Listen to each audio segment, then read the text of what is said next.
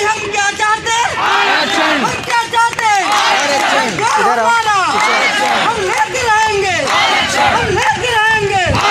अनपढ़ वाला हम नहीं रुकेंगे, हम नहीं रुकेंगे, हम लेकर रहेंगे।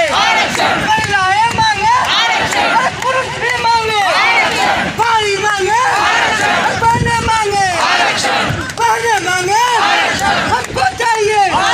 सब मिलकर बोलो, सब मिलकर बोलो, सब प्रेम से बोलो, सब गुस्से से बोलो।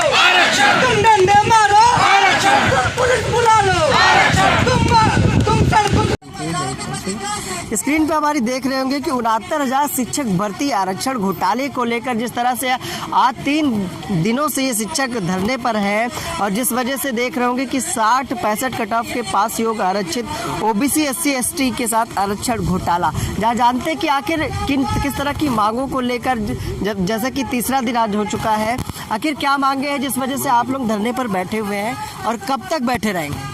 69,000 सहायक शिक्षकों की भर्ती जो पिछले 2 वर्षों से उत्तर प्रदेश में गतिमान है, उसके हम अभ्यर्थी हैं और सरकार द्वारा तय किए गए मानक जो 60 और 65 कट ऑफ जो माननीय सुप्रीम कोर्ट से डिसाइड हुआ है, उसमें हम लोग उसको उत्तीर्ण करते हैं और उसमें हम पास हैं। हमारी समस्या ये है कि सरकार के जो अधिकारी, बेसिक शिक्षा विभाग के जो अधिकारी हैं, उन्होंने जो चयन सूची, जो लिस्ट बनाई है चयनित लोगों की, उसमें पूरी तरह से आरक्षण के नियमों की अनदेखी की गई है और 27% जो संविधान प्रदत्त हमारा आरक्षण है, जो रिजर्वेशन है, उसको मात्र 18% समेट के रख दिया है। और रिजर्वेशन में जहां 69,000 भर्ती के सापेक्ष 18,598 लोगों को रिजर्व कैटेगरी में चयनित करना था, वहां पे मात्र 2,664 लोगों को ही इन्होंने चयन किया है। आप एक उदाहरण से अगर इसको समझना चाहें तो जो 50% सीटें ऐसी होती है, 50% जो ओपन कैटेगरी की होती है, जिसमें कोई भी सहभागिता कर सकता है, कोई भी उसमें सिलेक्ट हो सकता है, उसके बाद जो 27% सीटें भरनी चाहिए, तो जो अंतिम कट ऑफ गया है अनरिजर्व कैटेगरी का ओपन सीटों का, वो 67.11 गया है और जो रिजर्व कैटेगरी का कट ऑफ है वो 66.73 है। इन दोनों कट ऑफ के बीच में जहां 27% यानी 18,598 लोग होने चाहिए थे, वहां तक जो है वहां पे सिर्फ अधिकारियों ने अपनी मनमानी तरीके से मात्र 2,664 लोगों की नियुक्तियां की हैं। बाकी हम जैसे लोग जो डिजर्व करते हैं, जो सारे मानक पूरे करते हैं, वो आज सड़कों पर धक्के खाने को मजबूर है, धरना प्रदर्शन करने को मजबूर है। कितने दिन हो गए आज धरने पे आप लोगों को? आज ये लगातार हमारा तीसरा दिन है। पहले दिन हमने SCRT कार्यालय पे निवेदन स्वरूप पूरी शांतिपूर्ण तरीके से अपनी बात रखनी चाहिए, तो वहाँ पुलिसकर्मियों ने हम पर लाठीचार्ज किया, अधिकारियों ने हमारी बात नहीं सुनी और हमको उठा के शाम को यहाँ फेंक दिया गया। रात में 9 बजे हमको यहाँ से भी निकाल दिया गया। तो हमारे साथ जो महिलाएं हैं, जो बहनें हैं, वो भी जो है रात भर खुले आसमान के नीचे यहाँ उन्होंने रात बिताई है। फिर जाके सुबह हम लोगों को यहाँ इकट्ठा होने दिया गया। तो अभी किसी तरह की प्रशासनिक अधिकारियों से कोई वार्ता या विभागीय स्तर पर कोई वार्ता हो पाई?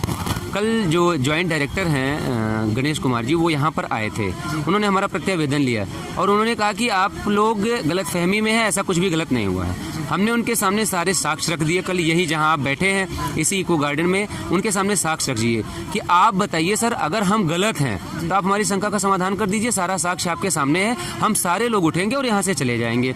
लेकिन उन्होंने कोई भी जवाब नहीं दिया और उन्होंने ये कहा कि आपके प्रश्नों का सम्यक उत्तर दिया जाएगा। तो सर वो पूरी तरह से गुमराह करके यहाँ से चले गए। आरक्षण के लिए जो आप लोग बैठे हैं, कुल कितनी संख्या में अभ्यर्थी हैं जो आरक्षण का विरोध कर रहे हैं, जिनको आरक्षण का लाभ नहीं मिल पाया?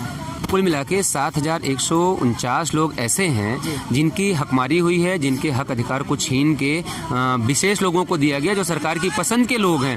हमारा उनसे भी कोई विरोध नहीं है कि उनको सरकार ने दे दिया, ठीक है, उनको दे दिया, उनके घर की भी रोजी रोटी चले, उनके घर भी दिया जले, हमको उससे कोई आपत्ति नहीं है। लेकिन सरकार के पास तमाम भर्तियों से, पिछली भर्तियों से खाली पद हैं। करीब 22,000 पद ऐसे हैं जो सुप्रीम कोर्ट के जजमेंट के बाद भी खाली रह गए थे पिछली भर्ती में। यदि सरकार हमारे साथ अन्याय नहीं करना चाहती और OBC SC अभ्यर्थी जो आरक्षित वर्ग के अभ्यर्थी, उनके साथ सरकार का कोई विरोध नहीं है, तो सरकार चाहे तो उन पदों को जोड़ के हमारी समस्याओं का निदान कर दे। बस हमारी इतनी सी डिमांड है, इतनी सी मांग है। सरकार करने वाली है। देखिए, सरकार पे तो हमें पूरा भरोसा है, इसीलिए हम गांधीवादी तरीके से यहाँ बैठे हैं। लेकिन विभाग के अधिकारियों का कोई भरोसा नहीं है। वो कुछ भी ऐसा काम नहीं करेंगे जिससे सरकार के लिए कुछ अच्छा हो, हमारे लिए कुछ अच्छा हो। वो वही करेंगे जिस काम को उनको पैसे मिलते हैं, जिस मनमानी तरीके से घुसखोरी की और जो है चोरी छिपे जो खेल होता है विभाग में, उसी तरीके से सीटों की चोरी की जा रही है लगातार और हमारी मांगों पर कोई सुनवाई नहीं हो पा रही है। तो ये थे उन शिक्षक, जिस तरह से उन्होंने बताया कि आरक्षण को लेकर आज तीसरा दिन है धरने का और जहां पर इनकी वार्ता भी हुई है इनके विभाग के लोगों से, लेकिन अभी तक कोई ठोस आश्वासन नहीं मिला। आप देख रहे होंगे कि किस तरह से इस ठंड के मौसम में महिलाएं भी बैठी हुई, इनसे भी जानते हैं कि आखिर किस तरह की समस्या से जूझ रही हैं। जी, क्या नाम है आपका? कीर्ति वर्मा, कहाँ से हैं आप? कानपुर उत्तर प्रदेश से। तो 3 दिन से आप लोग यहाँ बैठे हो, किस तरह की व्यवस्थाएं हैं, कैसे रह पा रहे हो यहाँ पे? इस ठंड में कैसे रह रहे हो आप लोग? नहीं, बहुत कष्ट है और कुछ प्रशासन की तरफ से इतनी पूरी भी नहीं हो पा रही है। हम लोग बस यही चाहते हैं कि 69,000 में जो 27% आरक्षण नहीं दिया गया है वो दिया जाए और ओबीसी वालों के साथ न्याय किया जाए। आप लोगों के साथ अन्याय हुआ? हाँ, हुआ है। तो ये शिक्षक है, जिस तरह से देख रहे होंगे कि पत्राचार भी कर रहे हैं। आखिर क्या डिमांड है कि किस तरह की अनदेखी आप लोगों के साथ हुई विभाग द्वारा?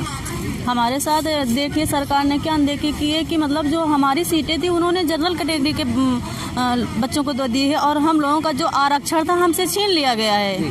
हमें हमारा आरक्षण वापस है। हम परसों से यहाँ धरने पे बैठे हैं लेकिन हमारी कोई सुन ही नहीं रहा। हम चाहते हैं कि हमारी आवाज़ जो सरकार तक पहुँचे और वो हमारी सुने और हमारी जो सीटें हैं वो हमें वापस चाहिए।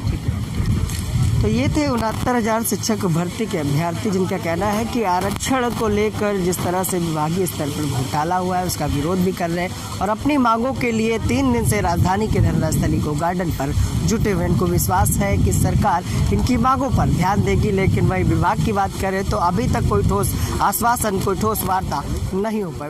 मोहित के साथ मैं विक्रम आपसे इजाजत चाहूँगा।